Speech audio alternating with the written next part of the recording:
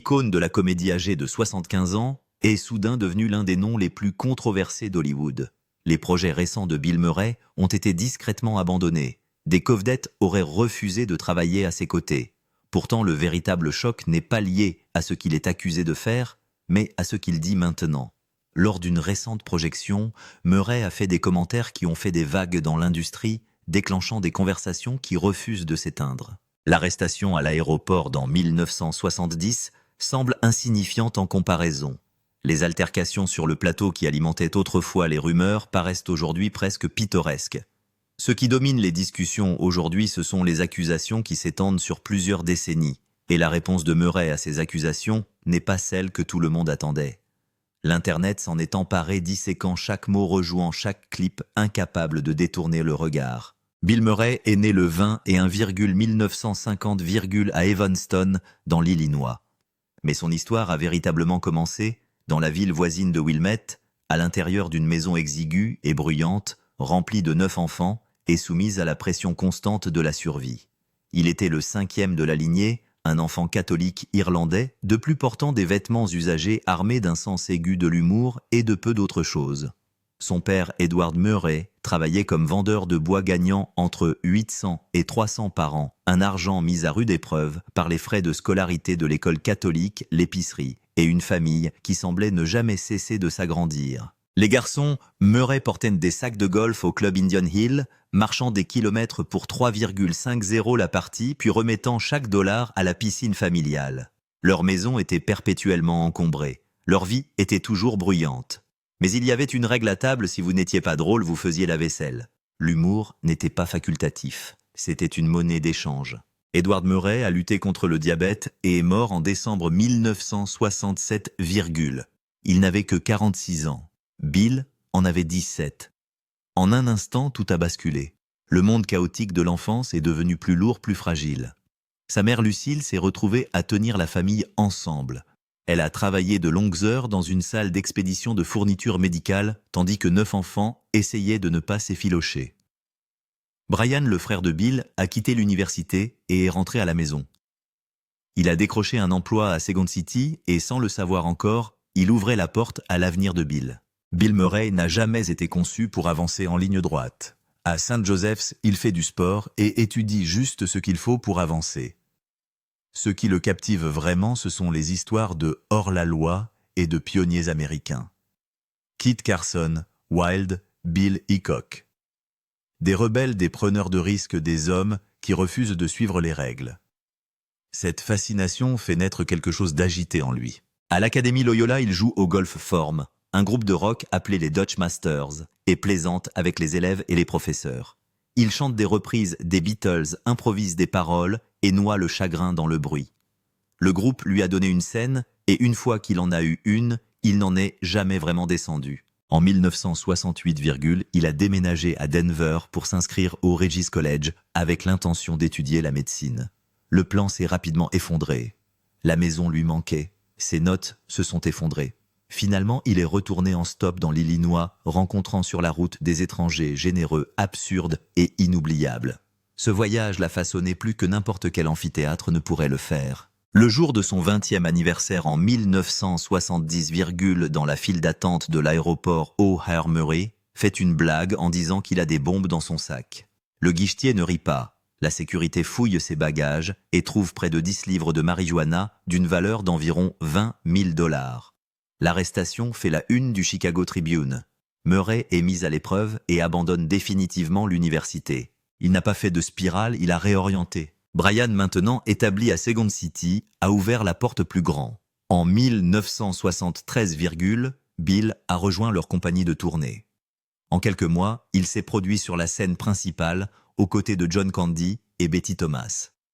Il a joué un étrange chanteur de salon pince sans rire, mais déséquilibré, parodiant les numéros de bar avec un charme fracturé. Au cours d'un spectacle, il a cassé le bras d'un chahuteur. Ensuite, il a payé une bière à l'homme et l'a emmené à l'hôpital. L'histoire est devenue une légende. Murray n'était pas sûr, il n'était pas poli, il était inoubliable. En 1974, he moved to New York and joined the National Lampoon Radio Hour with Gilda Radner, John Belushi and Christopher Guest. The environment was chaotic, volatile, and electric. Murray played malfunctioning elevator operators, fake Santa Clauses in Kung Fu Christmas sketches, and whatever bizarre idea surfaced in the moment.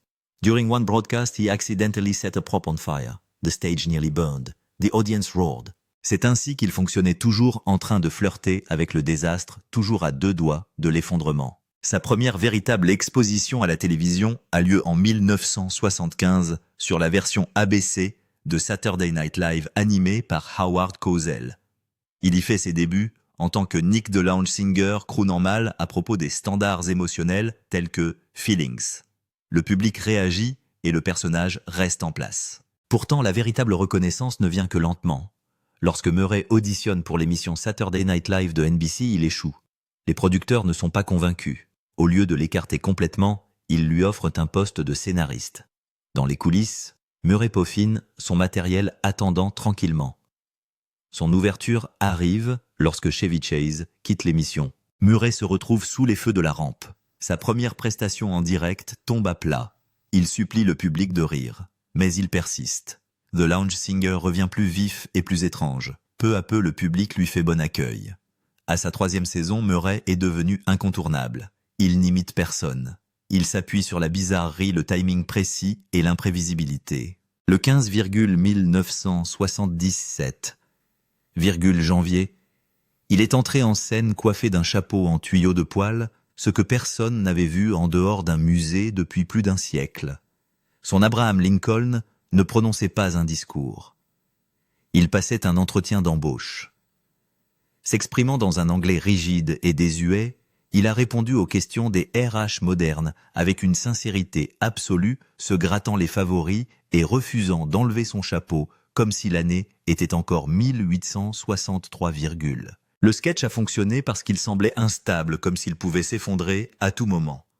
Murray avait à peine participé à l'émission, mais en avril, il était déjà de retour en tant qu'animateur et Lincoln est revenu avec lui. Peu importe qui a écrit le sketch. L'interprétation de Murray et sa maladresse physique l'ont rendu inoubliable. SNL l'a référencé pendant des années parce qu'il était faux exactement de la bonne façon. Le 14,1978, octobre, devant près de 20 millions de téléspectateurs, Murray a fait poser une famille comme des poupées molles devant un photographe dérangé. Il a aboyé des ordres, repositionné des membres, exigé des routines de mime, élaborées comme manger des spaghettis invisibles. Cela semblait non scénarisé parce que c'était en grande partie le cas. Al Franken a fourni le cadre, mais Murray a ignoré les limites.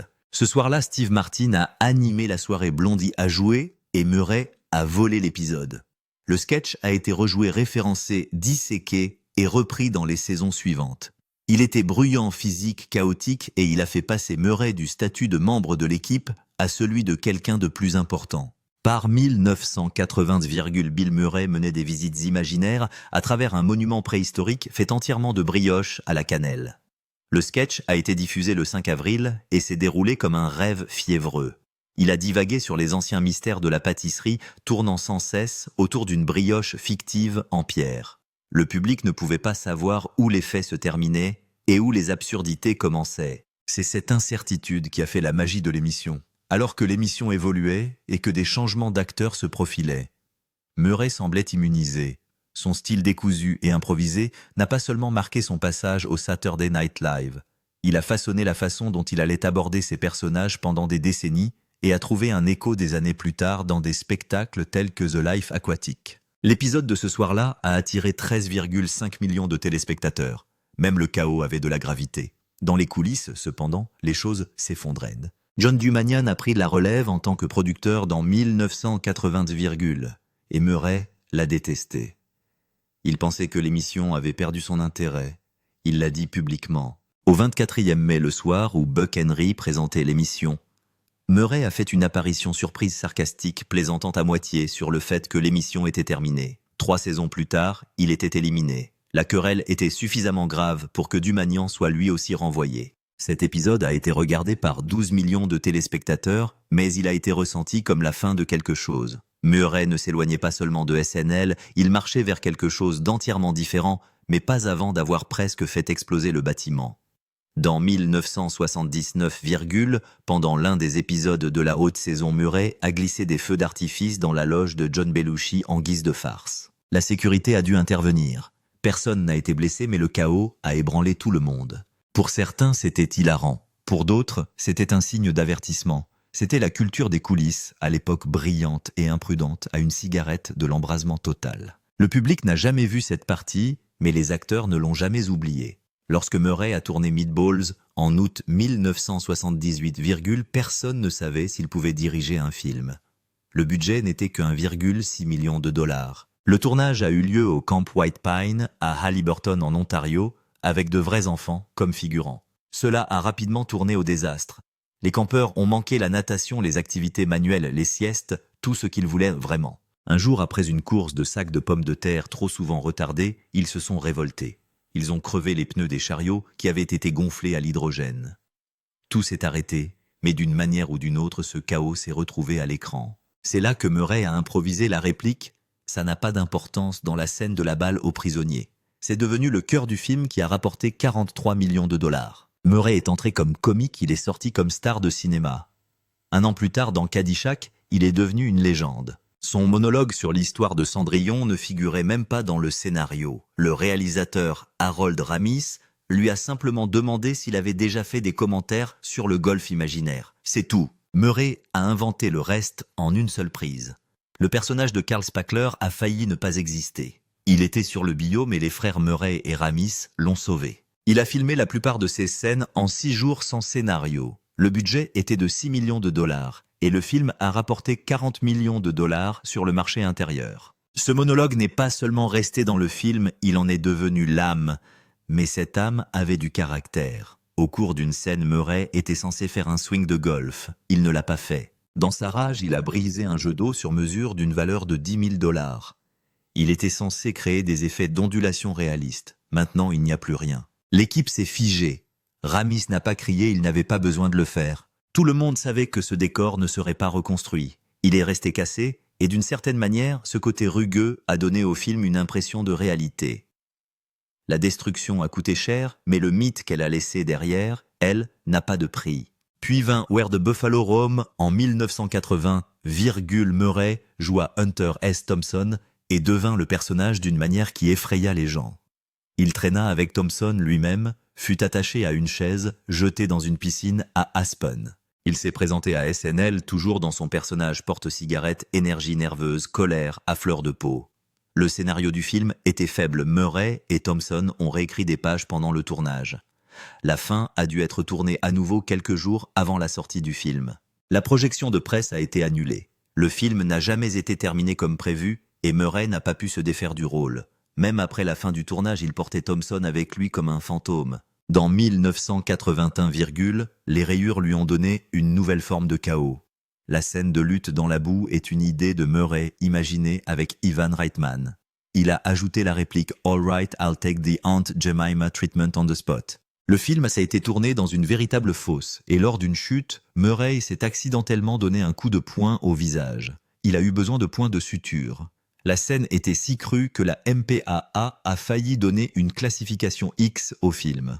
Columbia Pictures a dû la recouper 2 fois pour la ramener à l'écran. John Candy détestait tout cela. Il disait que c'était la chose la plus humiliante qu'il ait jamais faite. Il ne voulait même pas enlever sa chemise, mais Reitman a refusé de couper la scène.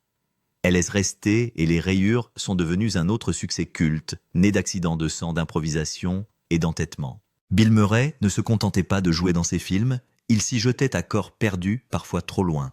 En 1984, sur le plateau de Ghostbusters, il y a eu un moment qui n'a pas plu. Pendant une scène de flirt avec Sigourney Weaver, Murray l'a soudain attrapée d'une manière qui n'avait pas été discutée. Ce n'était pas dans le scénario. Les caméras se sont arrêtées. La production s'est arrêtée pendant des heures. Weaver est ébranlé le reste de la distribution, et de l'équipe est tendue. Murray est connu pour ses improvisations sauvages, mais là il a dépassé les bornes. Ils ont fini par résoudre le problème suffisamment pour poursuivre le tournage, mais ce moment n'a jamais vraiment disparu. Les gens ont continué à en parler longtemps après que le film a rapporté 295 millions de dollars au box-office mondial. 2 ans plus tard, la petite boutique des horreurs a vu le jour. Murray a joué un petit rôle étrange, celui d'Arthur Denton. un type qui aimait les procédures dentaires douloureuses.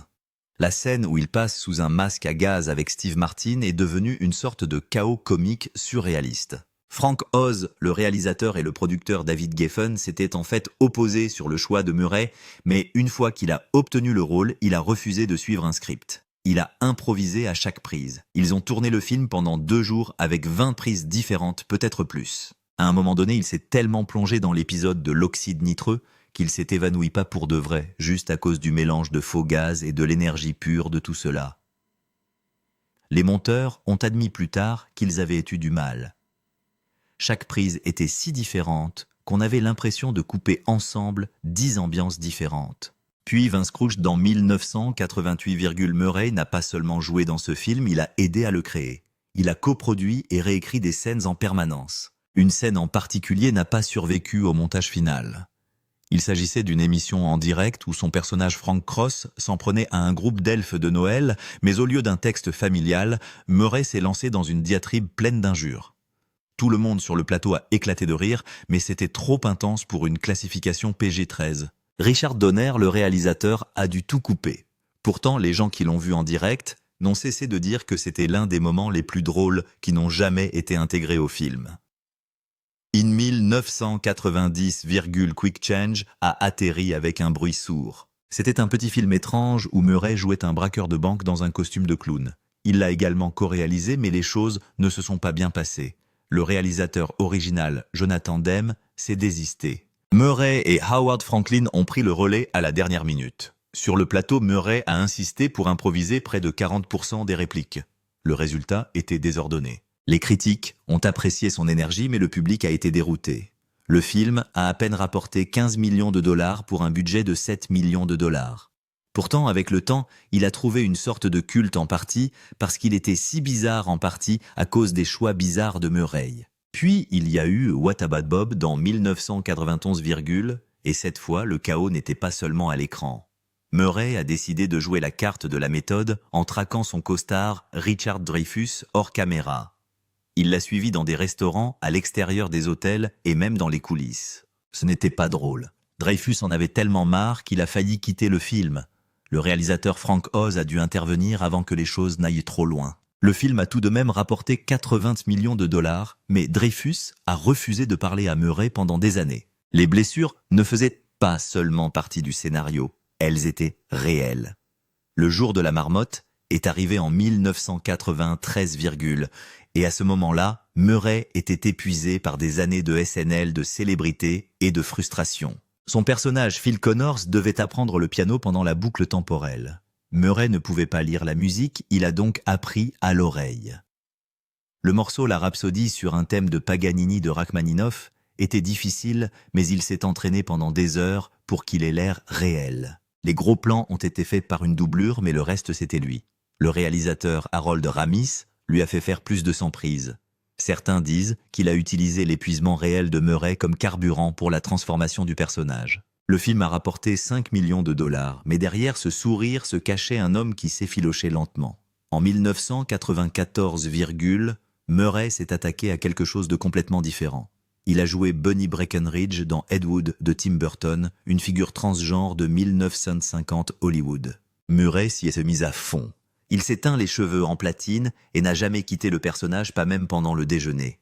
Burton a déclaré plus tard que Murray apportait une vulnérabilité au rôle comme peu de gens pouvaient le faire. Il n'a pas exagéré, il ne s'est pas moqué, il a incarné. Le film est devenu le chouchou de la critique et Murray a tranquillement gagné un nouveau respect comme quelqu'un qui pouvait faire plus que simplement riffer devant la caméra. Mais cela n'a pas signifié que le drame en coulisses s'est arrêté. Après Ghostbusters 2 en 1989, Murray a disparu. Il a refusé de répondre à Columbia Pictures pendant 2 ans. Il était en colère à cause de royalties impayées d'une valeur de 20 millions de dollars. Le studio a bloqué Murray et a intenté un procès, il n'a pas bougé. L'affaire a été réglée en privé, mais le mal était fait. Les suites ont été retardées pendant des années, les négociations ont échoué. C'est devenu l'une des plus célèbres batailles de droits d'auteur à Hollywood, et elle a influencé la façon dont les studios ont géré les contrats avec les stars par la suite. Il avait été le clown de la classe pendant si longtemps que les gens avaient oublié qu'il avait un visage sous le masque. Bill Murray vivait du chaos, du sarcasme et des punchlines, mais au bout de 1998, quelque chose en lui s'est fissuré. C'est alors qu'est arrivé Rushmore. Wes Anderson lui a remis un scénario qui ne voulait pas de rire, mais du silence, du regret, de la déchéance. Murray l'a pris comme un défi. Il était 47, portait des costumes tristes et étriqués, qui lui donnaient l'air d'un homme qui a perdu le manuel de la vie.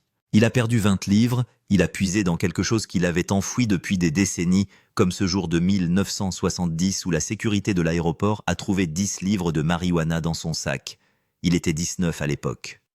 Cette erreur a mis fin à ses rêves de baseball et a failli tout détruire, mais maintenant, il vivait à l'intérieur d'Herman Bloom, l'homme d'affaires tranquille de Rushmore, qui flottait dans la piscine et dont l'âme avait été mise à l'épreuve. Le film a fait un flop avec seulement 17 millions de dollars, mais quelque chose a changé. Hollywood a cessé de rire et a commencé à regarder.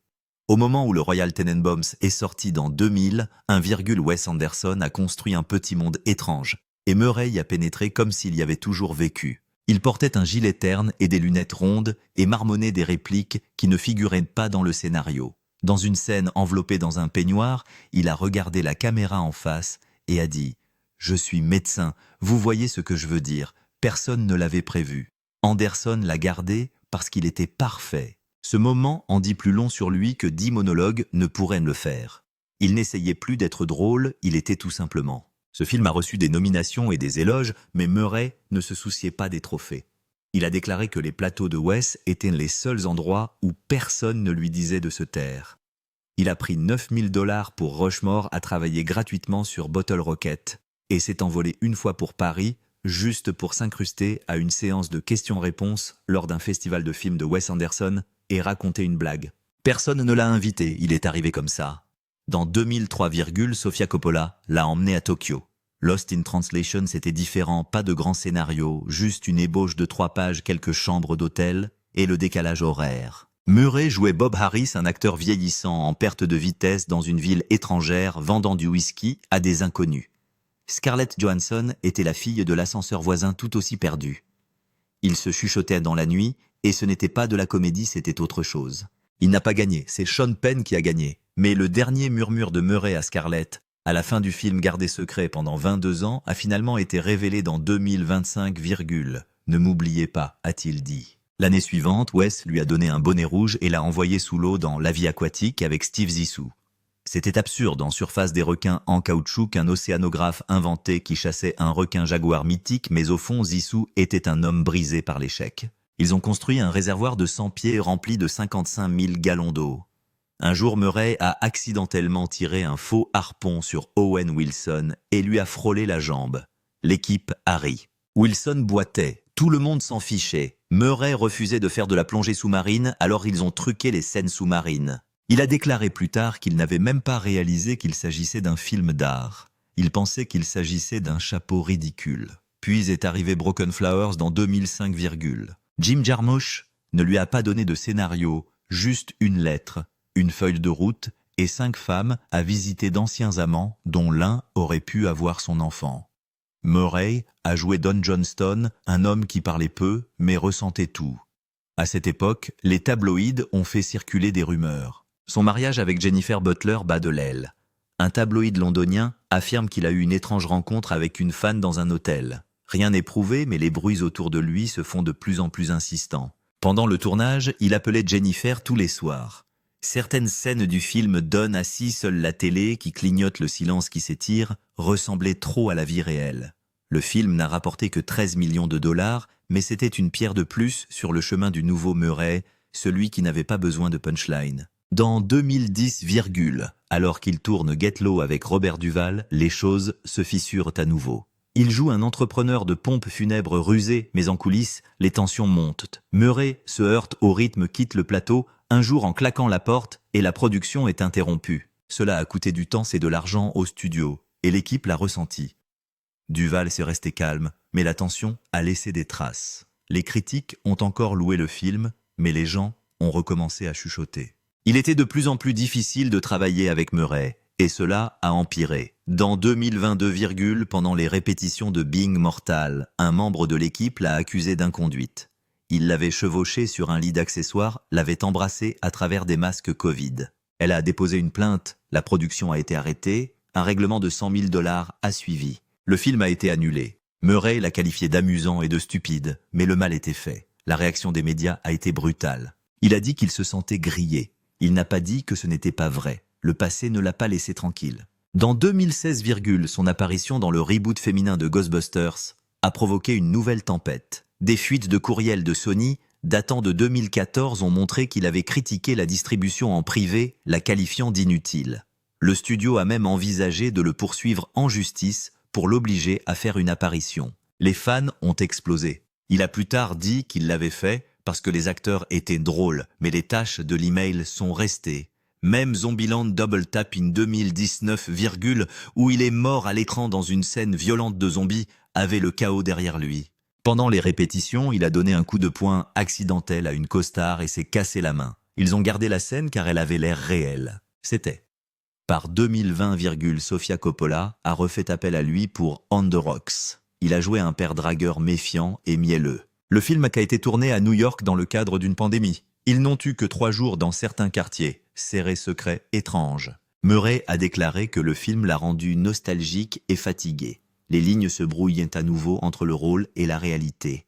Dans 2023, il a rejoint Ant-Man et la guêpe Quantumania. C'était Marvel, mais il n'a pas suivi les règles de Marvel. Il a refusé de jouer devant un écran vert, a fait 50 prises d'un seul grognement. L'équipe a ri. Le réalisateur a parlé de dévouement, mais le retard était réel et l'excentricité toujours présente. Puis 2025 sont arrivés et Murray s'est présenté à Sundance non pas avec des blagues, mais avec des confessions. Il a dit qu'il avait été paresseux pendant des années. Il a dit qu'il avait l'habitude d'attendre que les rôles lui tombent dessus et que maintenant il recommençait à zéro. Des films indépendants comme The Friend et Riff Raff lui ont redonné de l'étincelle. Il a déclaré que jouer des hommes destructeurs était une sorte de pénitence pour ses propres erreurs.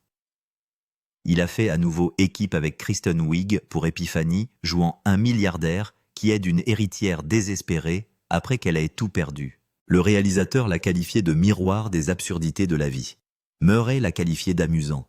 Les premières projections à Berlin ont attiré l'attention. Dans The Phoenician Scheme, un autre projet de Wes Anderson, il jouait un caméo appelé Dieu. Il était 75. Maintenant, toujours en train de se montrer toujours étrange, toujours en train de se balancer. Il a dit qu'il devait son énergie au jazz et au golf et qu'il prévoyait une tournée de 2026 pour chanter Bob Dylan et les Kings pas jouer chanter. Parce que pourquoi pas? Et c'est peut-être ça le but. Bill Murray n'a jamais suivi la carte. Il s'est fait arrêter à 19, s'est cassé la main. À 69, a murmuré des lignes que nous n'avons jamais entendues, avant 74, et a continué à se montrer quand personne ne l'attendait. L'homme qui avait dit un jour qu'il ferait Caddyshack 2 et disparaîtrait, a fini par transformer la tristesse en art, les erreurs en moments et les chuchotements en souvenirs. Il n'a pas seulement changé sa carrière, il a changé la façon dont nous voyons les gens qui nous font rire.